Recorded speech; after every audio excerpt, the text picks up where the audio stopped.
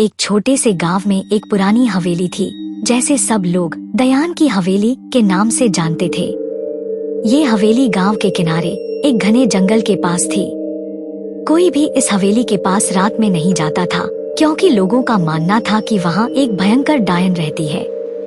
राघव एक जवान और साहसी लड़का, जो गांव के विश्वास और अंधविश्वास में ज्यादा विश्वास नहीं करता था। उसने फैसला किया कि वह इस डायन के रहस्य का पता लगाएगा। एक रात, पूर्णिमा की रात, राघव ने अपने दो दोस्त समीर और अंकित के साथ मिलकर हवेली जाने का निश्चय किया।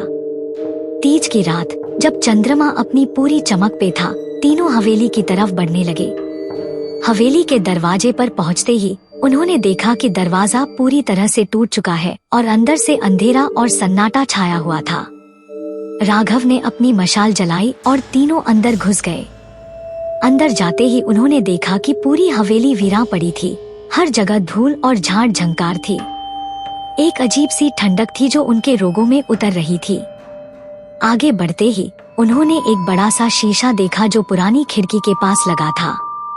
शीशे में अपनी परछाइयां देखते ही समीर ने देखा कि उसकी परछाई के पीछे एक और परछाई थी। एक औरत की परछाई, जिसका चेहरा बिल्कुल धुंधला था। समीर ने झटके से पीछे मुड़कर देखा, लेकिन वहाँ कोई नहीं था। सबने इसे नजरअंदाज करने की कोशिश की और आगे बढ़ने लगे। जैसे ही वो सबसे बड़े कमरे में पहुँचते हैं, उन्होंने देखा कि कमरे के बीच एक पुरानी कुर्सी रखी थी, जो धीरे धीरे हिल रही थी। अंकित ने डरावनी आवाज में कहा, ये सब बस हवा की वजह से है, चलो आगे चलते हैं। लेकिन राघव के मन में अब भी एक सवाल था। उसने पुरानी किताबें और कागज लिखने शुरू किए। एक पुराने कागज पर उसने एक कहानी पाई जो डायन के बारे में थी। उसने लिखा था कि एक समय इस हवेली में एक सुंदर औरत रहती थी, जिसका नाम तारा था। उसके साथ धोखा हुआ और उसे मारकर यहीं दफन कर दिया गया। उसकी आत्मा अभी भी इंसाफ की तलाश में यहाँ भटक रही है। जैसा कि राघव ने कहा, यह कहानी पढ़ रहा था, एक तेज हवा का झोंका आया और सारी बत्तियां बंद हो गई।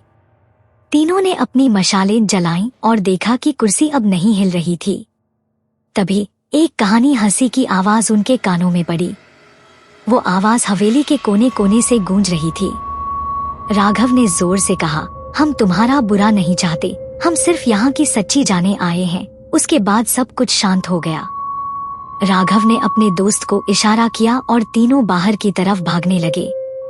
बाहर निकलते ही उन्होंने देखा कि सुबह हो गई थी। उन्होंने फैसला किया कि अब वापस कभी नहीं आएंगे। लेकिन राघव के मन में अब भी एक सवाल था, क्या सच में तारा को इंसाफ मिला? क्या उसकी आत्मा को शांति मिली? यह सवाल हमेशा उसके मन में रहेगा और हर बार जब भी पूर्णिमा की रात आती है, उसे वो दिन की हंसी सुनाती थी। वीडियो पसंद आया तो हमारे चैनल को लाइक, कमेंट और सब्सक्राइब करें नया हॉरर स्टोरी वीडियो देखने के लिए।